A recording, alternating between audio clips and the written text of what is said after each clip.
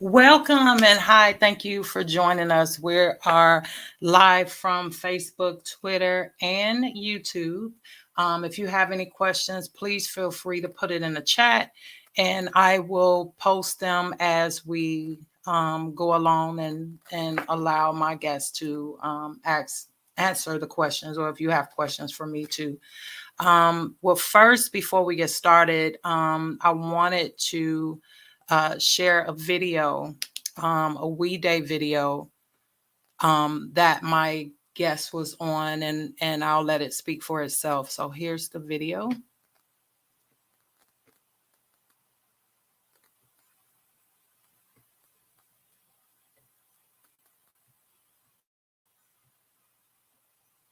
This next guest knows we're all talented in our own unique ways, but sometimes it takes the right opportunity to see just how talented we really are. He's an advocate for all members in this community and encourages us to be self-advocates in our own lives as we work toward a future with equal opportunities for all. So, Trinidad and Tobago, please welcome Glen Niles! Check, check! Whoa. I thought when I come out of a crowd like this, I see dance and all kind of thing going on, but I get no chance to dance, so we'll talk. So opportunities, right, are like lights in a dark room. So they help us to see what otherwise would be invisible. So when you get an opportunity, it's like you're stepping out of the dark and into your potential to see what you have inside, to see what you're capable of doing. And everybody deserves that, right? Right? You all don't want no opportunities, what? Everybody deserves opportunities, right? There we go. So I've seen and learned a lot of things, not just about myself.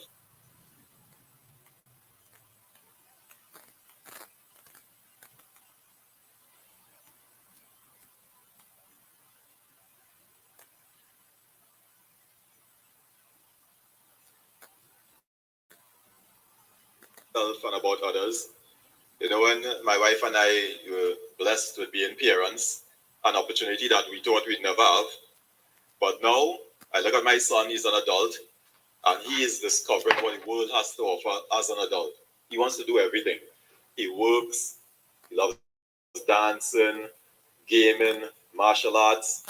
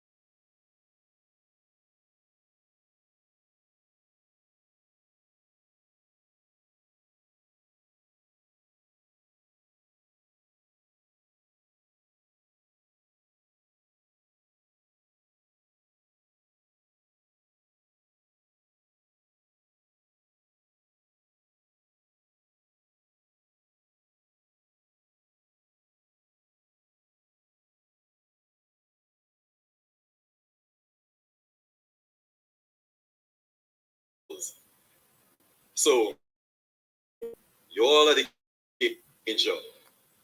Create opportunities. Okay, so apparently there's some you can't hear to creating an inclusive society right here in Trinidad and Tobago. The generation.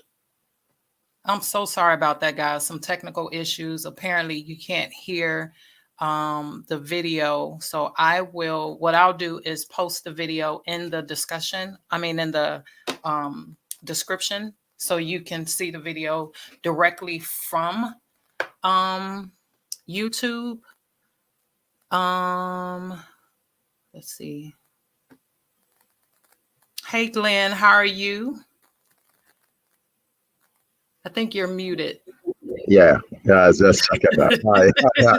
So sorry about that. I guess when I muted myself, you couldn't hear the audio. Yeah. I think that's what happened. Okay, so you can hear it in the beginning, then it went out. Yeah, and then it went out. Okay, so when I muted myself, I muted the audio. I'm so sorry about that, guys. And maybe I'll play it again a little later, but I want to introduce Mike. And thank you so much, Glenn, for joining me on this live. And I'm looking forward to this conversation. Are you sure? But thank you. I'm definitely looking forward to Yeah, so let me do a brief introduction real quick, since people couldn't really hear the video. Fitzherbert Glen Niles, which is known as Glenn, is a husband and father of Tyrese Niles. He's 22-year-old. He's a 22-year-old with Down syndrome. Glenn is the chairman and founder of the Down Syndrome Family Network that he founded along with 4 other parents of children with Down syndrome. Again, welcome, Glenn, to this live. Yeah, thank you. When you told me about this, I definitely jumped at this opportunity. Yeah, I like I told you before, I actually when I thought about people that I wanted to go live with, you definitely came to mind. And because I have seen a lot of the stuff that you were doing, the TED Talks, the like we just saw, some of the We Day, and I've seen various other interviews that you've done to bring awareness to Down syndrome, and you've been doing a lot of stuff there in Trinidad. Oh, one of the things that I want to ask you about was when you found out about Tyrese, when he first was diagnosed. What was your initial reaction, and how did you overcome that? Wow. Okay, I think the entire podcast might be focused on this alone by the time I start to answer. Well, I was actually in the delivery room, when Tyrese was born, and besides having Carol, crushing my hands, because I have small hands, so anybody who knows me, and I had no idea she was so powerful, during childbirth, but yeah, so despite, trying to ignore that pain, I actually saw when Tyrese was born. And from the time I looked at him, I realized that he had Down syndrome. I don't know. I just saw it. I just looked at him and I just knew. Yeah. But I didn't say anything to Carol at all then. And, I stayed there until, got the opportunity to be with him a little bit. And then I went home. There were no cell phones or anything back then. So in the morning, she called me and asked me what time I was coming to the hospital because the doctor wanted to speak with us. And I said, hey, I'm heading across there now. And when I went, the doctor pulled us in a room and went through this long explanation. But first, he was very apologetic, because I remember asking him early on in the pregnancy about all the different tests we'll have to do and all, things like that. And I read this book, what to expect when you're expecting. And I remember reading about a test called an amniocentesis. These are all dated, so the young parents will know nothing about this with all the current methods that they have now, for checking for if a baby has Down syndrome while still in the womb. And he said, nah, you all don't have to worry about that. You all are young, so that is not an issue, right? And obviously, he was very apologetic now, and it's not like we would have done anything different. Right. I grew up, my parents and they were Jehovah's Witnesses, so abortion would be out of the question because I didn't grow up with that mindset. But it's just that it would have allowed us to have been mentally prepared for it instead of it coming like a shock. Because I'm telling you, standing in that room and seeing when Tyrese was born, I felt like the world came down on me, crashing down on me. That was it. I knew I was going to have a son, and here I was thinking about all the things that I would do with that son, and seeing him being born with Down syndrome. The first thing came to my mind is that I wouldn't be able to do anything with him. I thought that was it. That was it. That was the finale. Before you even live this life, that was the finale right there. I wouldn't be able to do anything with him, share anything with him. He will just, from what I used to see with persons with Down syndrome in Trinidad, they would be overweight, and they'd just be sitting there and they can't talk and they stick their tongue out and, be making sounds. That is what I knew. I didn't really see, active people with Down syndrome. So I thought that was the future then. And I'll probably have to take care of him until he dies or until I died. So that initial part was very difficult for me to comprehend. I was angry. I was angry with everybody. But I felt that, questioning God and asking why did you do this? I had everything to offer a son, to make sure he had a very comfortable life and give him basically anything he wants, and ensure that future for him. And why did he have to be born with Down syndrome? I am seeing, living in Trinidad, I see, what we call pipers, you all will call drug addicts, and they have children behind trash bins, at the side of the road, in a corner somewhere, and those children are born healthy and strong, and here we are. We went through all the proper procedures. So this is what I'm thinking back then, right? Because remember, I didn't know anything about Down syndrome. So as far as I'm concerned, we did everything the right way, and our son was born with Down syndrome. So it's like, why? Right? But I'm the kind of person I like to I'm what you call a fixer. I know people say most men are, that's what we like to do. We like to solve problems, fix things. And so when I went home that night, before I told Carol anything, I started working it out in my mind and starting to fix things. Right. And I said, okay, well, all right, fine. You definitely look like if you have Down syndrome. I wasn't waiting for the doctor to tell me anything. And I said, well, if there's one thing I know is he wouldn't be growing up like those people I saw with Down syndrome living in Trinidad. He wouldn't be like that. He would be a Special Olympian, because I know it had something called Special Olympics. I never been to it. So I'm like, he'll be a Special Olympian, and and he'll grow up basically as we'll try to give him the best life possible still, right? And so when the doctor started with his whole um, explanation of what had happened and apologizing for not doing the test sending before, although I had already made up in my mind how I'm moving forward, Mm-hmm. I was just seeing red, listening to him.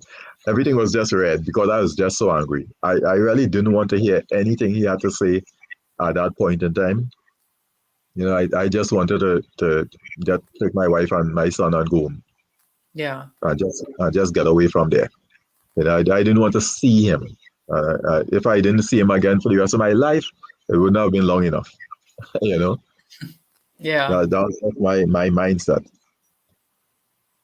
So there I was, already planning moving forward. You know, I even, um, when Carol and I were discussing it about how the life that Tyrese would probably have, I was telling her, well, she didn't have to stay, you know? Hmm. Yeah, leave Tyrese with me and she could go and get married again and have a healthy child. Wow. Yeah, that was my perspective. But of course, she probably wanted to kill me when I said that. Yeah. There's no way she was going to give up her child, right? And we just we just said, hey, we in this together and we in this together. So, Yeah. but Yeah. that was my initial reaction. So sometimes when I reflect on it, I always, of course, now, it's a whole different feeling watching my son now as a 22-year-old man and seeing all the things I thought he wouldn't be able to do. He Yeah. can do, Yeah. and he has been doing it. So, but back then, that was how I felt. So I remember once I went on a radio station with another parent, and it's a Christian radio station. So the other parent, when they asked him how he felt when his son was born, because he has a son with Down syndrome too, he said, "Oh, he felt so blessed and knew that this was a blessing from God, and he loves his son so much, and it's a good thing we were not in a television studio because I was looking at him like, are you kidding me? Are you going crazy? What are you talking about? You know, I was just looking at him in total disbelief. And well, of course I accept that everybody, accepts things differently and things differently. But I just can relate to that. So when it was my turn and they asked me how I felt, and I explained how I felt and how angry I was, and angry at God and questioning him and asking him why and all of that. I say, well, I don't feel that way now, but that's how I felt then. Right. And a lot of people who called in, they understood my perspective, and wanted to hear more of my story with regard to that and with regard to dealing with it and moving forward.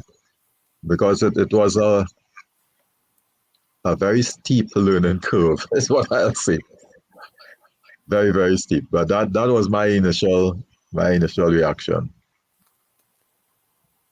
So, what took you from that anger and feeling that way? Well, first, before I ask, I want to commend you, because I was actually pleasantly surprised. I know your wife wasn't when you said you can leave and I'll take care of him, but often fathers don't stick around or want to take on the child. So we'll talk about that later, but I really just wanted to take a moment to commend you for saying, accepting that this is my son and I'm going to fix it. I'm going to figure this out, so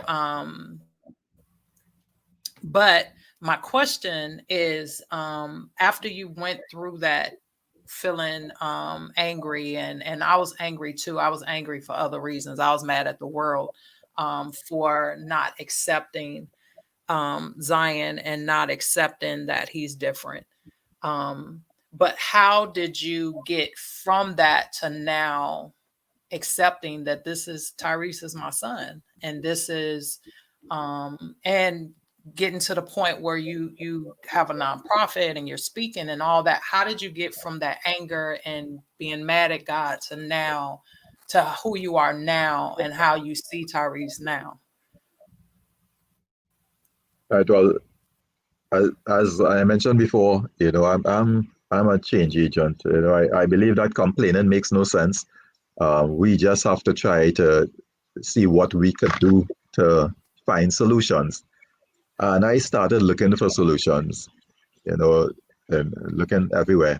But before we could even get to that point, I think it was about 3 days after his birth when we took him to a pediatrician for his checkup. And the pediatrician, after he gave him his little physical, he started beating around the bush literally when he started trying to explain something to us. But I just knew he was saying that something was wrong. And I'm sitting there and he's talking about the fact that when he's listening to his heart, he's hearing something like an echo, and I just couldn't take it anymore. So I jumped up and I almost, like how they say down here, caused a scene, held on to his desk, and I was just like, just say it, just say what you want to say. Right. And he just looked at me, and Carl was trying to calm me down because I'm like, oh man, he's born with Down syndrome. What next? Like what? I already say, okay, he's going to be a Special Olympian. What next? And then he said, there's the possibility that he has a heart defect and we need to see a pediatric cardiologist. So that's like, when I was trying to push the world off, it's almost like if it just slipped and came down on me again. So I was like, all right, here we go. Starting from the bottom again to start to figure this thing out. And well, we met with the cardiologist. He needed to have open heart surgery. Like, we're a young couple. We don't have no money for that kind of open heart surgery here. We checked the waiting list here in Trinidad because they start to wait until doctors come down, and he wouldn't have been able to survive that waiting list. Right. So in talking to friends about it, I spoke to one of my friends. She had studied in Howard University, and so Michelle contacted some of her cohorts, and they responded telling about the Rotary International had a Gift of Life program, and suggested that we contact them. So we did. We contacted them, and they asked for all Tyrese medical records. The cardiologist prepared everything, and we sent it up in a package to them. All the ultrasound, echoes, everything on a VHS tape back then. No DVD back in those days. And we sent them. They accepted his case, and he actually had open heart surgery in New Jersey 5 months, after he was born. Wow. So that was so fortunate, man. Yeah. I up to now I just can't believe it that people were here, they were willing to do that. I keep saying they didn't even know who we were from little Trinidad down in the Caribbean Sea. That way, it didn't make a difference. And we actually got the opportunity to go back and meet the sponsors. And when Tyrese was, grown, I let them meet him and say, hey, this is the life you saved. Wow. Yeah. That was That was huge for me. And continuing with my steep learning curve, looking for answers, trying to find out more about this whole Down syndrome thing. And of course, I couldn't find anything at home here in Trinidad and Tobago, so I started looking internationally. So I came across the National Down Syndrome Society, based in New York, and the National Down Syndrome Congress that was based in Atlanta at the time. Started following their pages, and there's a lot of information. So I finally learned that, hey, nobody is to blame. Yeah. But I was kind of blaming myself. But nobody is to blame that Tyrese was born with Down syndrome. There's this like 1% chance it's genetic. Other than that, it just happens. And so, of course, I still, in my prayers, still asking, why me? But then I started changing this course a little bit again because, so why me? What was something we need to learn? Was it some lesson? Was it a case of the the sins of the forefathers or something? I still thinking, still questioning, still wondering why, right? Yeah. But what I also found out, besides all the resource information on their websites, and we actually contacted the society, and they sent a package, they sent books, and other information for me. And with the National Down Syndrome Congress, a friend of mine, Lisa, she's an honorary board member at the network. She told me that I should attend one of the conferences the National Down Syndrome Congress had. They have these annual conferences. She said you should go to it. Go Yeah. and see what it's about. And I went to one of those conferences, and that was it. That was the catalyst that changed everything. Because even though I was trying to wrap my head around moving forward and giving Tyrese a future, I was still limited by what I knew and what I saw here in Trinidad. So I was still limited in thinking what kind of future he would have. Yeah. And yeah, so when I attended that conference, I think it was in Boston. I think that was in Boston. It was 2007, 2008, somewhere around there. And there I was walking into this hotel, and that was the most amount of people with Down syndrome that I have ever seen Yeah. in my entire life. Yeah. I'm standing in the lobby, you know, and I was overwhelmed. Yeah. But the startling thing that about that whole experience was that these people with Down syndrome, there are some young adults, they were dressed, well, I should say there were different forms of dress. So some of them were dressed in the style of the day. The guys had the baggy pants, falling off the bottom of the big jerseys, baseball cap, Yeah. tilted all different ways on their heads. Some had long hair, some had short hair, some had earrings in their ears. I'm like, that was the part that shocked me. The girls, some of them were in business suits, some of them were in tights and tops, some were in knee-high boots. I'm like, but wait, but the dress almost like any normal teenager, any normal young adult. Yeah. And because I was expecting to see what I'm accustomed seeing in Trinidad. With Yeah. my limited knowledge, I wasn't really involved in like Special Olympics or anything to actually see a whole lot of people with Down syndrome, you know. So that totally blew my mind. And so I actually even after I registered for the conference and everything, I just sat there in the lobby just watching people come in. Literally just watching people come in and seeing when parents came in and they checked into the hotel, they just handed the room keys to these young adults with Down syndrome, and they were off going and meeting their friends because it was like a big reunion. Because it's only after I found out that people come to this conference every year, so they look forward to seeing their friends and meeting Yeah. and engaging. Yeah, and they went off on their own, and I'm like, but they're going off. Nobody is going with them. Nobody is, to take care of them and make sure they're okay. I can, coming from Trinidad, that was just amazing to me. And Yeah. that was the start of it. And it continued with every time I went to the conferences, I started meeting them, interacting with them. I knew all of them.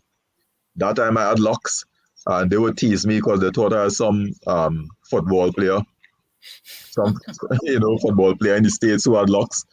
And I would go and hang out with them. And I remember one particular night where we went out to dinner, and every time I go out with them, I'll be watching how the waiters or waitresses interact with them. Yeah. And it's not like they don't come up and speak slowly and make gestures. They come up, hey, how are you guys doing? What are you having? And of course, well, most of them were over the age of 21, and they were ordering drinks, and then they order their meals, and I'll just be sitting there and trying not to just stare at them because I'm part of the group. But I was just amazed that hey, these are people with Down syndrome. Yeah. What am I seeing here? Like I totally entered some alternate universe, and every year it's the same thing. Yeah. I mean, I would see people at the conference, like the people I saw in Trinidad, who are overweight, who are not very, they are not very active, and their parents have to hold their hands to walk with them. But then when I see other young adults who are very, very independent, I'm like, okay, there's hope, because it just shows me a possibility. Right. And I think Where I too, a lot of there's no possibility. yeah, I think too, a lot of parents have to realize that, especially when newer parents have to realize that, our kids are people, and all people have different levels of independence, different levels of when it comes to education, and they're just like Zion may be able to do some things that Tyrese can't do, or Tyrese might be able to do some things that Zion can't do. I think it's just they have different levels of functioning, different levels of but we have to support them and help them get to their level of potential. And speaking of that, I wanted to ask, you mentioned a few times about how you base that on how you saw people there in Trinidad. So I wanted to ask, like, how is the culture there in Trinidad as far as when it comes to persons of disabilities?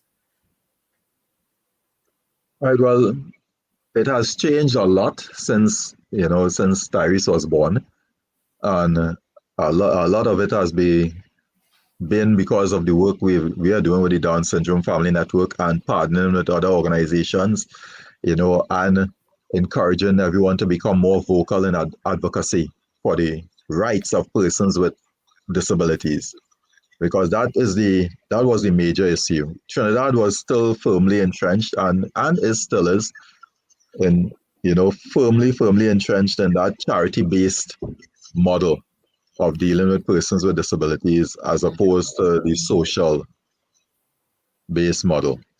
And I watched by attending the conferences, I watched the US transition from that charity base to the medical model, where and there's still I still see signs of that where they are trying to fix Down syndrome by doing research to try to prevent it from happening. and then to the social model where they are ensuring they have all the laws and policies and things in place for inclusion. But we are still far behind that social model. We are still firmly entrenched in the charity model where, okay, they are special and you treat them special and you take care of them, as opposed to they are citizens of Trinidad and Tobago.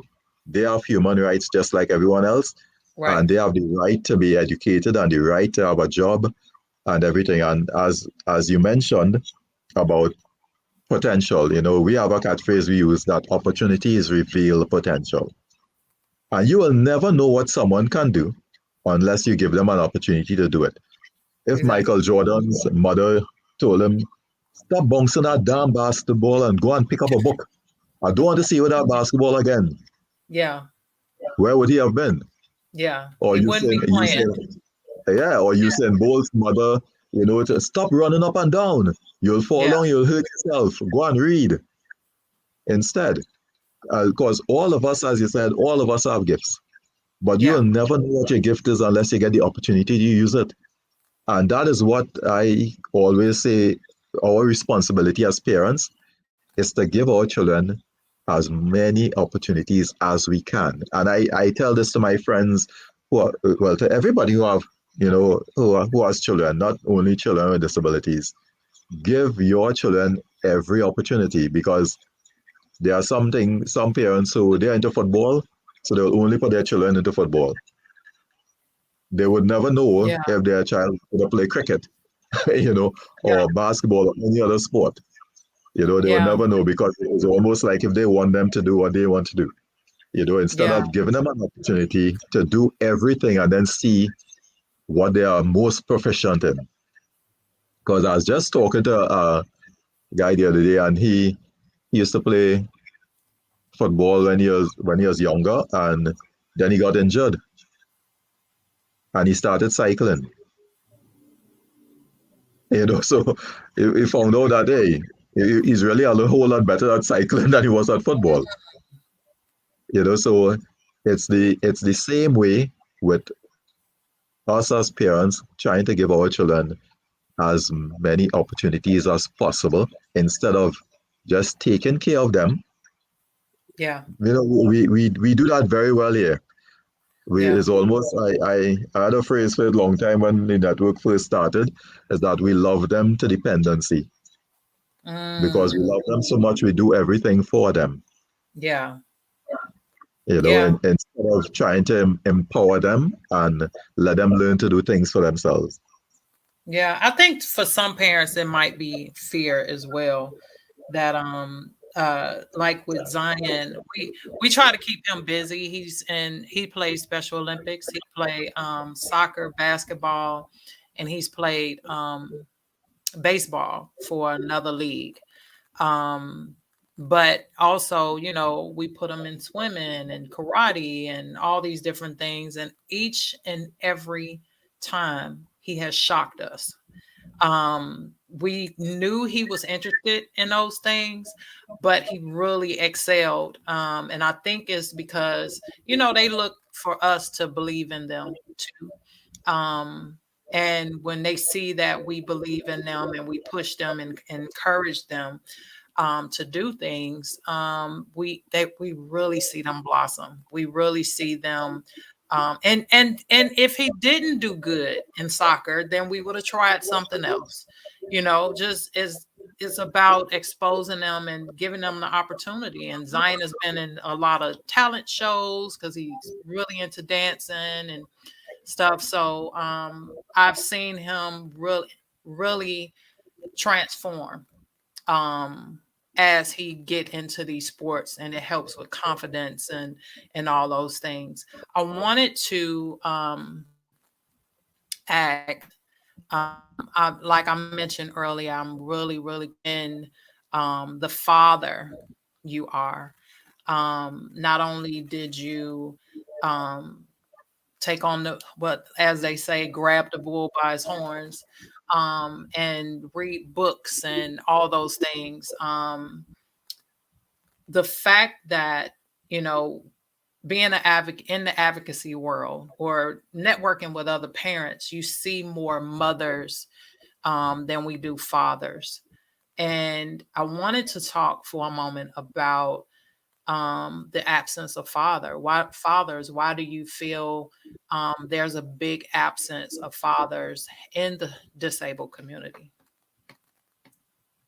Well, I could talk from, as you said, I'll talk from my experience in speaking with the parents and being from the Caribbean, and even when my son was born, we Caribbean men consider themselves very strong and very virile, and even the concept of having a child with a disability, somehow it's like an affront to your manhood.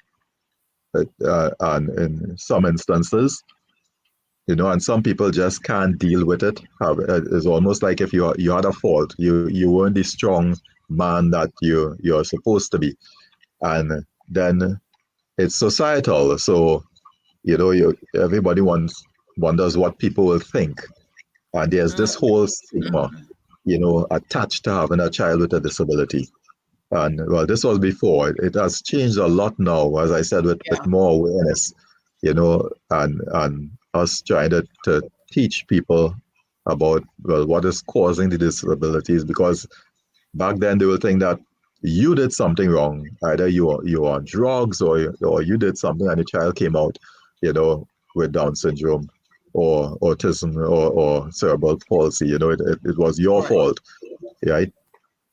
But sometimes that's not always the case, and that mentality, that stigma is still very strong. So the blame game starts where, it's either the father is blaming the mother is blaming the father, and they get separated because of that. Sometimes the family becomes involved. We've had instances here where the grandparents saying, carry that child to a home and drop them off there or leave them at the hospital. Don't bring them back here, or we will disown you. And and they have disowned their children because they had a child with Down syndrome. Wow. Yeah. So it's really, and it's for different causes, and it happens at different classes in society. So it's not just like in the upper class or the lower class or the middle class, where it just happens around, And when people are surprised to just how you mentioned it, that I'm the chairman of the Down Syndrome Family Network. When I attend functions for NGOs, it's primarily female. There are very few men at those functions. And we are talking about, when we talk about non-governmental organizations, I'm not talking about organizations for persons with disabilities alone. I'm talking about a wide range of organizations, and it's primarily female. I don't know, people have the concept that women are more nurturing and more caring, and so they are the ones that run, and sometimes the entire board of a lot of these organizations are female. Yeah. And there would be few men. And even when we have our conferences, our workshops, it's primarily mothers and daughters, if they have siblings, female siblings of the person with Down syndrome, that attend. And we always try, to ask them, call on the fathers and ask them, hey, are you coming to the workshop this time? And they would always say, my wife is coming. She has handled things like that. When I try to get in a little deeper and find out what are things like that. Yeah. Yeah. What is that really? Yeah. They try to really stay apart. They are, for those who stay in the household, they are the providers, they are supporters, but they don't really attend. And for those who attend, I'm telling you, it's life-changing. Like with me, I've seen men get up at our workshops and give their testimonies and cry, while they're doing it. And I'm glad to see that. I'm glad to see them opening up and saying how they feel, because I'm sure that their wife never even heard them say that, you know, at that point. But it is something that we are really working on changing. I remember this one instance where a parent, it was her first time at a workshop. She had a baby with Down syndrome, and she heard about the network, came to her very first workshop. Afterwards, she came to talk to me about it, thanking me, for starting the organization. She really enjoyed it. She met some other parents, because that's the whole thing about the network, is meeting other parents, and sharing Yeah. experiences. And Yeah. so everybody wouldn't be going through the same steep learning curve that some of us have to go through.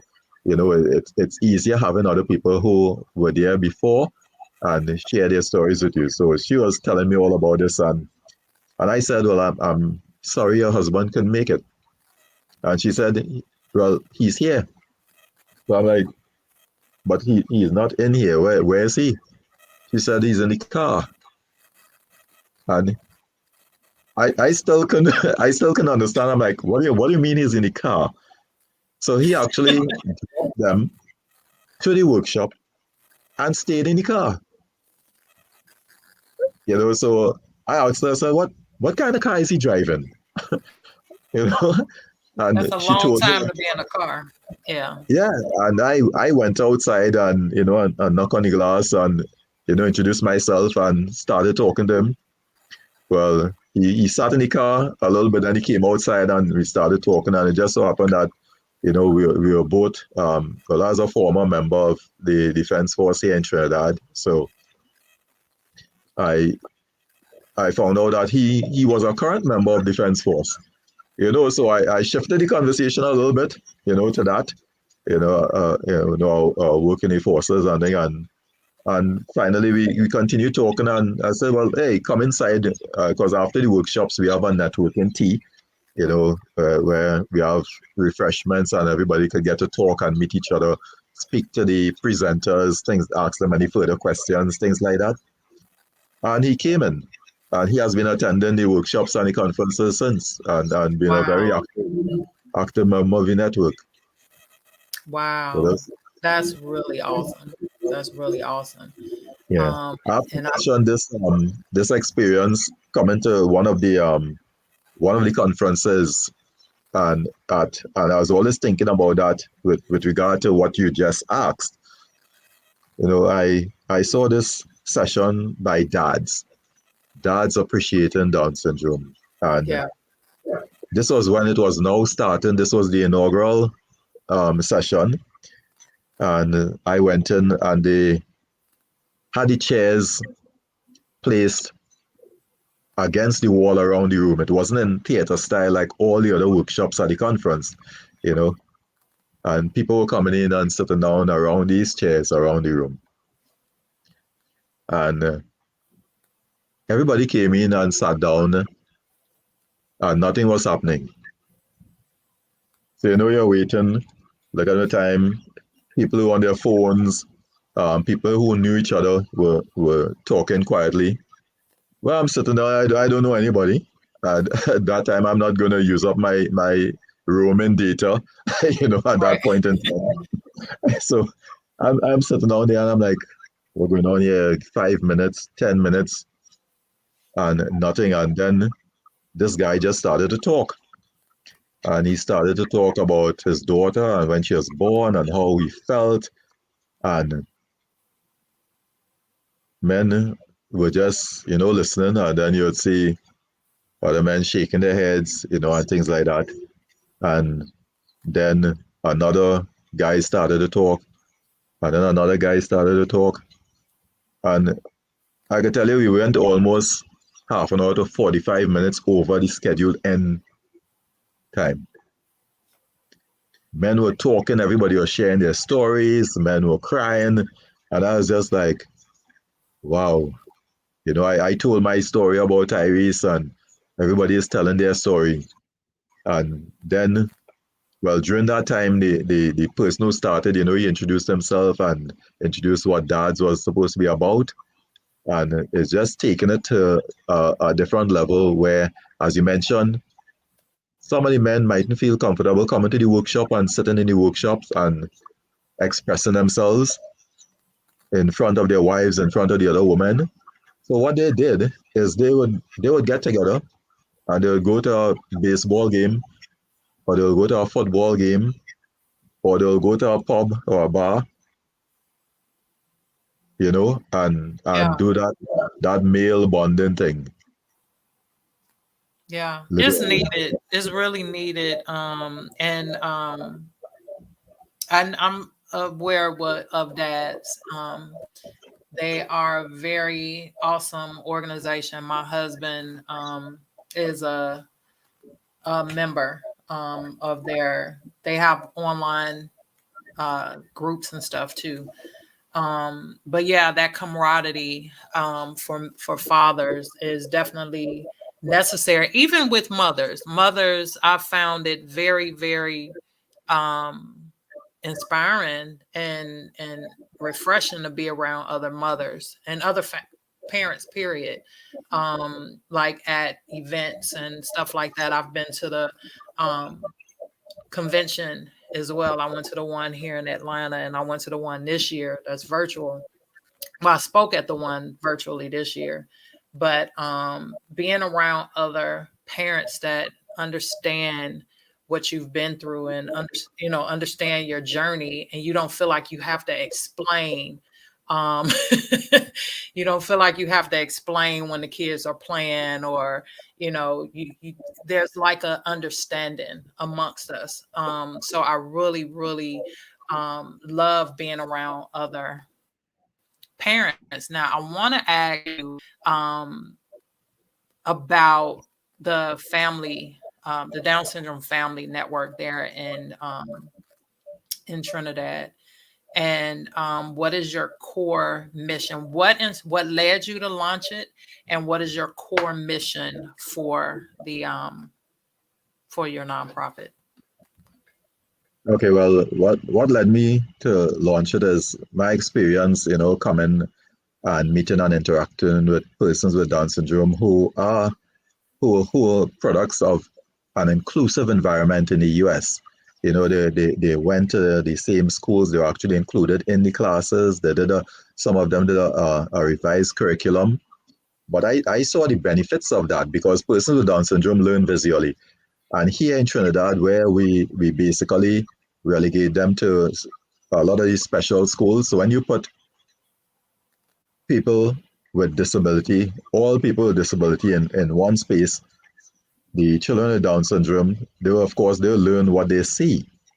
And they started, I remember when it happened with my son, because I could talk from my experience, he started exhibiting traits of children with autism, traits of children with cerebral palsy, because he's seeing what these kids are doing, while at school. And he started doing it. He started doing it as well, as opposed to if he was going, which is what is happening now, where some of the children have been, they are enrolled in the regular primary schools now here in Trinidad, and you see the difference in their attitude and their behavior in everything, and their progression as well. So unfortunately with COVID, the online classes, so they're not getting that interaction, and they're not being able to see, the actions and the reactions. I remember Tyrese, he started speaking faster, before he would say a few words, but after he started going to an inclusive school, his speech improved, everything improved, his motor skills improved, everything. And from that, when I saw that, and I realized, if this is happening in the US, I mean, it's not like the kids in the US had a different kind of Down syndrome, because Right. I was fascinated at a time when I went out to this was it, right? This was it. We went out to dinner with some of the self advocates, and I think that time was coming up with elections between Hillary Clinton and Obama, and they were discussing the elections. I mean, if anything was a jaw dropping moment for me, it was that. I'm sitting at a table with young adults with Down syndrome, and I mean, to the people in the US who listening to this, they will be like, what is he talking about? So what? They read papers, they listen to the news. Yeah, but for me, coming from Trinidad and hearing them discuss the upcoming elections, I mean, there are people without disabilities here who don't know anything about elections, who is saying what and who not discussing it, who's not into it, Right. right? Right. And here I am hearing people with Down syndrome, and of course the girls were pro-Hillary, the guys were pro-Obama, and they knew everything that they stood for, and it was a debate, at the dinner.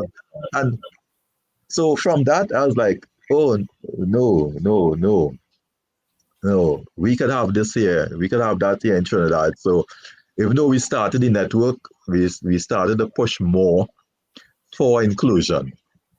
So that's our primary mandate. We advocate for the human rights of persons with disabilities in Trinidad and Tobago and for an inclusive society and for legislation to help support, protect, and empower persons with disabilities.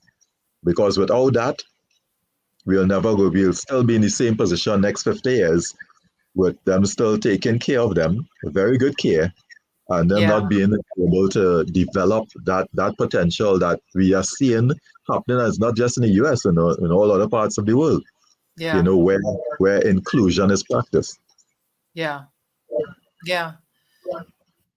So I want to thank you and your team for what you've been doing with the network. I think when I met you via online, you were just getting started, and I've really seen the organization blossom. I've seen you doing not just your talks and stuff like that, but you guys are doing a lot of groundwork. And I've seen, the buddy walk there and and all the different things to really get the community more involved. And I think too, the more exposed people are to what our kids are capable of, the more doors will open for them and opportunities will open for them. And that's necessary, and I think a lot of people don't really understand the necessity that of what advocacy truly is. And even parents not all parents have to go out and do what we're doing, but just posting about the good, posting about what your child is doing, what they're capable of is advocacy as well. And when you speak up for your child at school or for their rights, we have to be their voice a lot of times too. So that's another form of advocacy. I just want parents to understand that being an advocate don't mean you have to be publicly out, doing live talks like this or doing the things that either one of me or you are doing. But I want to ask about the TED Talk. I really, no, before I get to that, I want to ask how Tyrese have changed your life. Oh, wow. Well, Tyrese has indeed changed my life. I mean, he has taught me everything from love, patience, kindness, compassion. I mean, like everything, and if there's one thing, I swear, he tells me that he loves me, must be, if we are together most of the day, about 100 times a day. And I'm not exaggerating, Yeah. And sometimes I'd ask him, why do you love me? And he looks at me and I say, because you're my dad. And I say, I love you too. And then he'll say, I love you most. And he'll start to laugh. Right? But I don't think I'd be who I am now if it wasn't for Tyrese. Everything that, all the questions that I question, why he was born and all of that, when I speak to parents and when I see the effect of the network and changing the climate for persons with disabilities here in Trinidad, and parents come up to me and they tell me, what their children are doing, and I know it's because of the work that the network has started that this is what that has changed everything. And then I know why he was born. Yeah. I could tell why he was born. To us, to Carl and I as parents, yeah, we had a purpose. Yeah. We didn't know that. Yeah. And it's still evolving. It's still evolving actually because we are still learning. I mean, every day we are learning something more. Yeah, every day there are challenges that we have to face, and we Right. just have to face it. As I said, we can't complain. Um, I see a lot of, well, I interact with a lot of parents with children with different disabilities and everything that they are going through, and with the anxiety, the depression, and everything, how difficult it is. Um, a lot of these services that you all have, I know everybody mightn't have it, but you all have a lot of support and legislation, and we don't have anything close to that. So it is difficult where parents who can't afford the services to have to enable their child to live up to their potential here in Trinidad, it is difficult for them, and we just try to support them with that and help them learn the skills. So like at the workshops, we will invite speech therapists, physiotherapists, occupational therapists, and who will tell parents what they can do at home. Because we know not everybody can afford the services of an occupational therapist or speech therapist or physiotherapist and all the other therapies that children with disabilities need, in order to live a fulfilling life. So we as parents here have to start becoming our own you know, therapists for our children. We have to go up on YouTube. We have to learn different things. We have to find out from other people, find out from other parents, work with the therapists, let them teach us the basics if we can afford all the sessions and things like that. But we cannot just sit back and throw our hands up in the air because Yeah. then our children are our primary responsibility. And for the people in Trinidad and Tobago know what I say. If we throw our hands up in the air and leave it to whom? Right. There's there's nobody there. And if Yeah. it's not like long time where children with disabilities, with children with Down syndrome, would not live past 30. Now they are living past 70 in some instances. Yeah. They are outliving their Yeah. parents.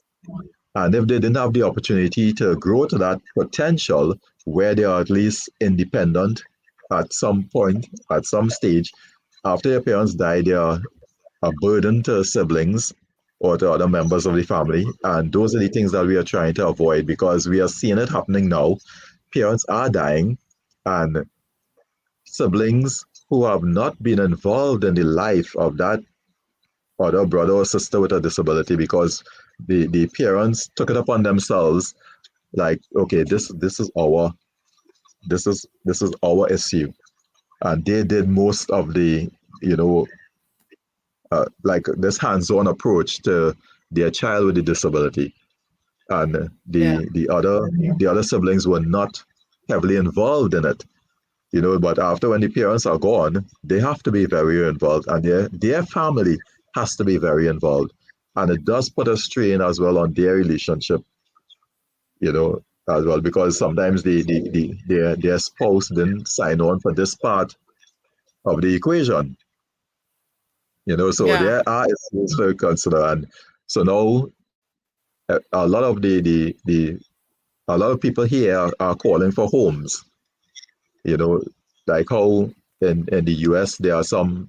I love the village concept where children go to school, they work, and they live in this supported village, but it still gives them Yeah. that feeling of independence, Right. and so things like that we are so far behind having inclusion for the schools at first, and full and inclusion at homes, because I always say inclusion begins at home, where we actually involve our children in everything and don't let them be bystanders and do everything for them. So once that inclusion starts at home, and then we could, push it out into the wider society by showing what they can do. So these Yeah. changes are coming slowly. My son was actually employed. Tyrese was employed for 4.5 years at Aeropost. And it started off as an internship, for just 3 months. Mm. And then they were one of our founding, sponsors when the network started. And I mean, they were attending and hearing us say all the time, opportunities reveal potential. All they need is an opportunity. All they need is an opportunity. Yeah. If people give them a chance, And they that's step what your organization, that's part of what your organization do too. It helps with getting them and putting them in a position to be employed Yes. with the Yes. training and stuff like that. I wanted to ask you before we start winding down, and it's fine, we went over time, that's fine. It's a good conversation, so I'm okay with that. One of the things you've done a lot of different talks, and one of the talks that I've come across that you've done is the TED Talk. So I just wanted, I know it's kind of off topic, but kind of not, because you did talk about Down syndrome in your TED Talk. So I just wanted to briefly ask, like, what was that experience like, to address the audience and talk to the audience about Down syndrome? Well, it was an incredible experience for me, and I always follow, the TED Talks, and I thought it was an interesting concept. You hear Yeah. all these different topics, but the TED Talks here in Trinidad, I've never heard them speak about disability. At that point, and I approached them, a couple times, to speak, and I wasn't chosen. So I was like, okay, no problem. And they always say nothing happens before it's time. So I just got a call, and one of these speakers had cancelled, and I got the opportunity to speak. So it was a mind-blowing experience for me, following this all the time. And the only thing is that I didn't realize the TED Talks were so structured. They have so many different parameters. I mean, you have I could what, understand 17 minutes? I could understand the time limit, but you had to. Well, here in Trinidad, you had to draft your script, and it had to be improved, and you had to time it, and you assigned a coach. And I was like, wow, because I never speak to a script. I just speak from my heart, literally. So that was totally new for me. And so every time that I met with the coach and we went through the session, I would go, or I would never be stick to the script, And I think on the day of the TED Talk, I didn't stick to the script either, but I finished on time, because you're seeing the time in front of you. So I was able to adjust to it, and I like to feed off of the audience. So I'm looking at the audience, and I would make subtle changes to get that audience reaction, and to make sure, I'm engaging them, they're listening to me, because I need to get this message across. I need to leave something with them, that they will, besides hearing me talk about my son and about Down syndrome, they need to know when they leave there, anytime they look at somebody with Down syndrome or with a disability, they need to start thinking differently.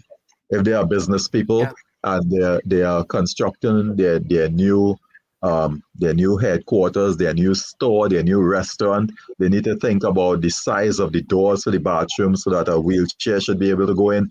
They need to think about ramps at the front, so it's accessible, and think about things like that. Think about the color scheme for persons with visual impairment who may not be totally blind. Just start thinking and caring about, instead of just thinking that, as I said, with the charitable model, because people will actually think, okay, well, if if a person with a wheelchair can't come into my restaurant, they'll just go somewhere else and eat. And that's the kind of mentality we want to change. You know, we want people there to welcome everyone into the establishment. Yeah. Yeah. Well, thank you for all the work that we're doing. If you could change the world, what is one thing you would change and why?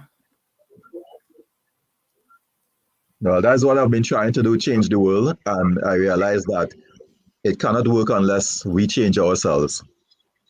Because we have to be the change. Yeah. We have to, I mean, I've heard people say it before, but I realize it now because I almost burnt myself out trying to change the world.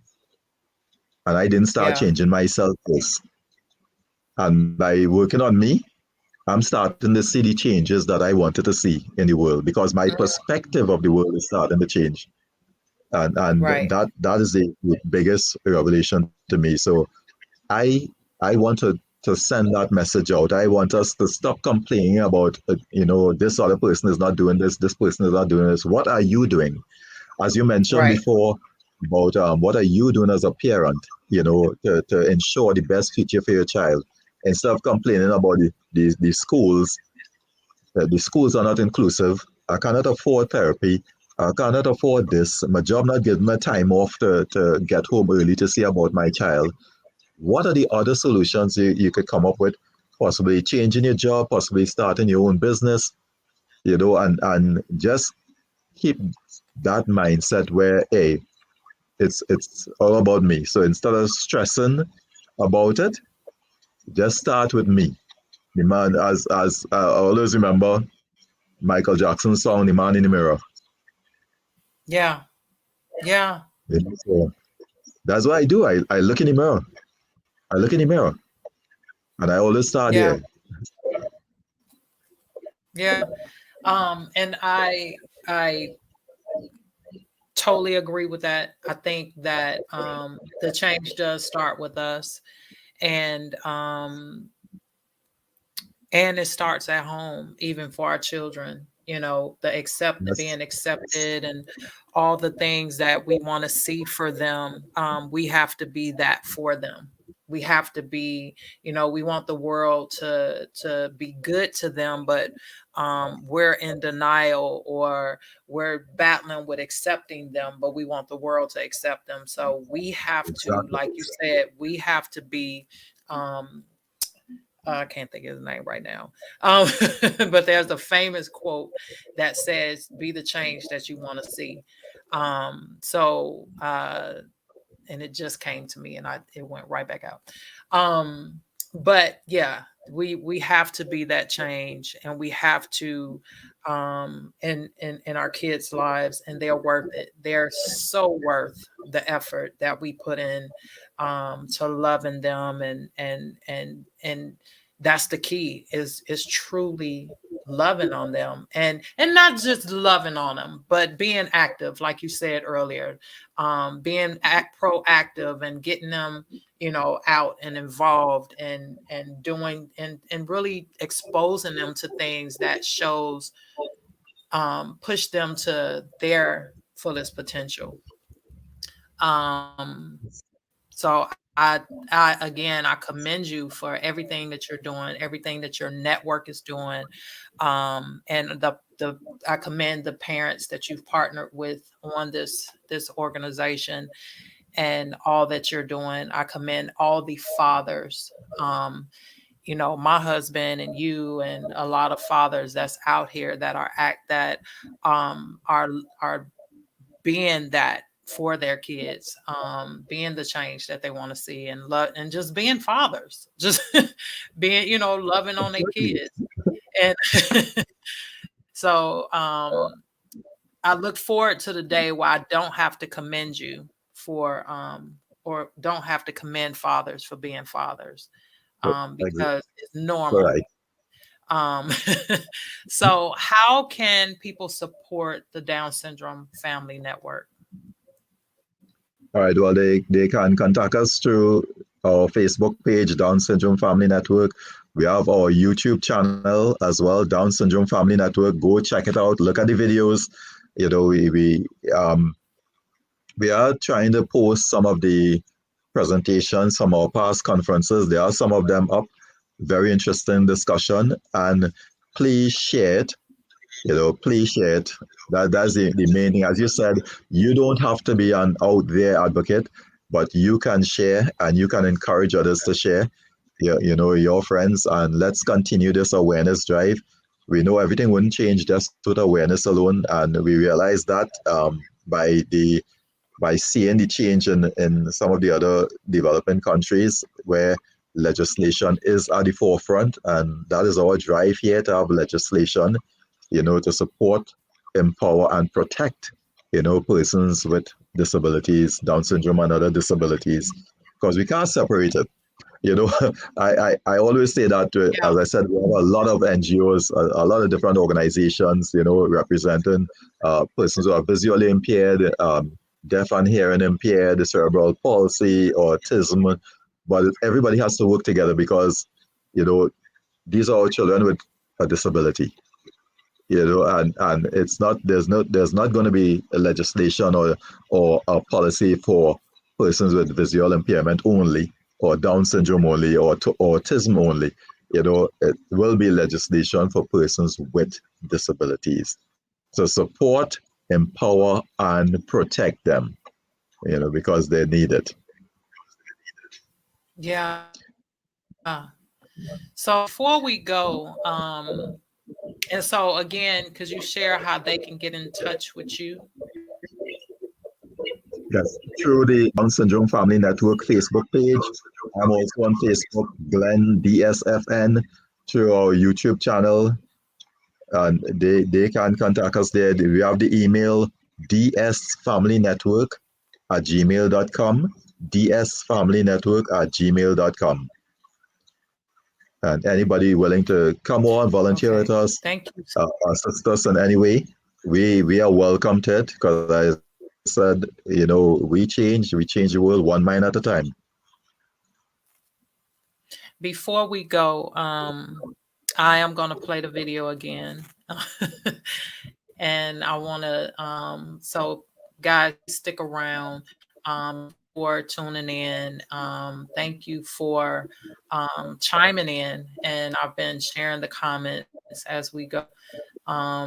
Please, if you enjoyed this, please make sure you like and share this live. It will be posted on those on my YouTube, Facebook, and Twitter, and I'll eventually post it on Instagram. Whether you're watching it live now or watching the archive, and please support the Down Syndrome Family Network. Go to his website, dsfamilynetwork.org, and those links that he shared earlier. Get involved, even if you don't have a family with a child with Down syndrome. We will always welcome your welcome your support. So thank you, and thank you, Glenn, for joining me on this live. Before we go, I'm going to play the video. In this your week, and until thank you. Oh, I was posting another comment. Thank you all for joining us. Thank you for listening. And Glenn, thank you. Thank you for every single thing that you're doing for the Down syndrome. And not just Down syndrome, you're doing it for the disabled community. Everything you do for Down syndrome is opening doors for other disabilities as well. So I just thank you tremendously for answering the call, because a lot of people don't take that extra step. You know, they have it on their heart something and to make a difference, but out of fear or whatever, they don't take that step to do it. So again, thank you. And I'm gonna go ahead and play And the thank you very video. much for giving me this opportunity. Thank you.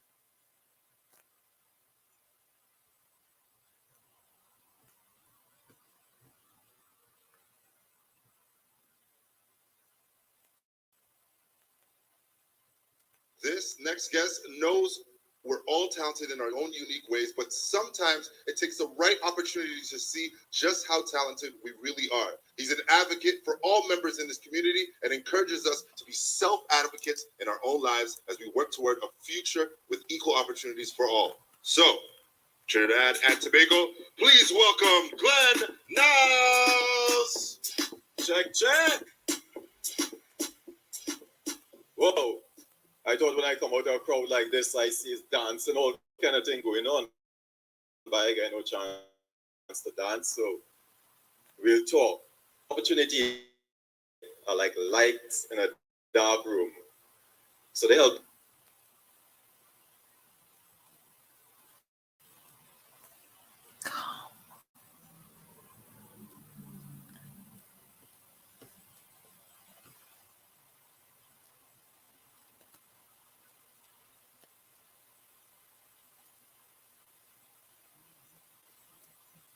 Was to see what otherwise would be invisible. So when you get an opportunity, it's like you're stepping out of the dark and into your potential to see what you have inside, to see what you're capable of doing. And everybody deserves that, right? Right? You all don't want no opportunities, what? Everybody deserves opportunities, right? There we go. So I've seen and learned a lot of things, not just about myself and about others. You know, when my wife and I were blessed with being parents, an opportunity what we'd never have. But now I look at my son, he's an adult. He is discovered as an adult. He wants to do everything. He loves dancing, gaming, and of course he's a young man, so he loves the girls. But he wouldn't have had anything if we didn't have the passion and the fight for the opportunities to give him that potential, because Tyrese was born with Down syndrome. So when he was born, I didn't know anything about Down syndrome. So I didn't know if he was going to be able to do anything at all. So I was confused, I was scared, but most of all I was angry. You know, because I thought you'd be missing out on so many opportunities. I thought you'd just be sitting down home doing nothing, and I have to take care of him for my entire life or for the rest of his life, whichever one of us died first, right? But all of that was because of my own ignorance. So when Tyrese was about 7 years old, I attended a conference in Boston that changed my entire life. It's by the National Down Syndrome Congress based in Atlanta. And it helped me understand that people with Down syndrome could do anything that we can do. They could still have a very bright future. So I met so many people, different ages, with Down syndrome, who were living happy lives. They attended college, they were driving, they were married, living independently, and they had their own fashion sense. I never thought Tyrese was going to be able to do anything like that or operate like an average person. So when I saw all of this, it brought tears to my eyes, because I realized that he could actually have a full life. So, you know, I came back to Trinidad, brimming with this message to all other parents to tell them, hey, our kids could do this. So we started the Down Syndrome Family Network. And it's a support unit that fights to prove that people with Down syndrome have a future. So we advocate for the human rights of persons with Down syndrome and other disabilities. Things what you all will take for granted. So I hope after you listen to me, you don't take it for granted anymore, right? Education, job opportunities, where they will be supported and protected, but not a charity thing, so also empowered. Because our society doesn't really know how to offer people with disabilities the opportunities that they need to see what they could actually do. So the Down Syndrome Family Network wants to change that by helping those with disabilities become self-advocates for their own independence. We offer a program where we train and prepare self-advocates so they'll be able to find and thrive in full-time jobs. So we also hold free quarterly workshops for families, because this is where it starts. Families have to believe in the potential, just how your parents have to believe in your potential first. And then caregivers, service providers, and the general public to learn how they can support, care for, and help people with disabilities to empowerment. We also have an annual international conference in commemoration of United Nations World Down Syndrome Day. That's in March. How many of you all here rock your socks in March? Nice, that is what it was for. United Nations World Down Syndrome Day. I hope you're all looking forward next year to post the pictures. So my son Tyrese is now 20 years old, and he's been working full-time. In November, it will be 4 years he's working full-time. I still can't believe it. Because I didn't think you'd be able to do anything like that, right? All of that was because of my ignorance. So his independence now and his ability to love, he taught me a lot about love and patience, has taught me more than anybody else has, all the books that I've read, to actually live it. And to think that so many people with different abilities are sitting at home doing nothing because they didn't get an opportunity to show what they can do. Opportunities reveals potential. And Tyrese Niles, we did.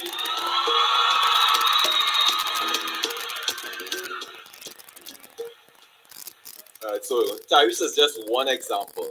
We have several other examples of self-advocates with Down syndrome and other disabilities that are making their own name for themselves. So, you all are the game changer.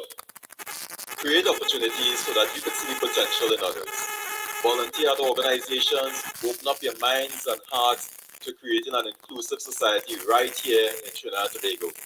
You are the generation to push humanity forward, to start thinking differently, and to say, let's change this.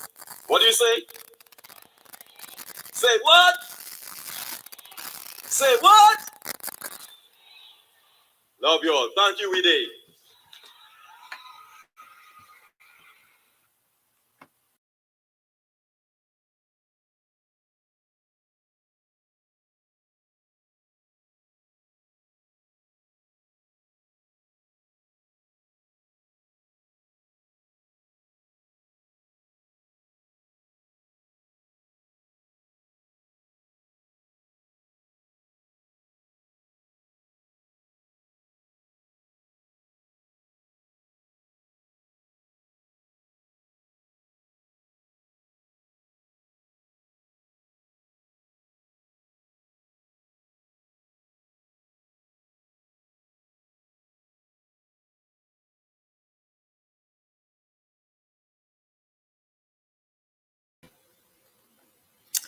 Sorry about that, guys. Let's change this. As he said, thank you for tuning in. And until next time, I love you guys. Be blessed and have an amazing, amazing day. Thank you.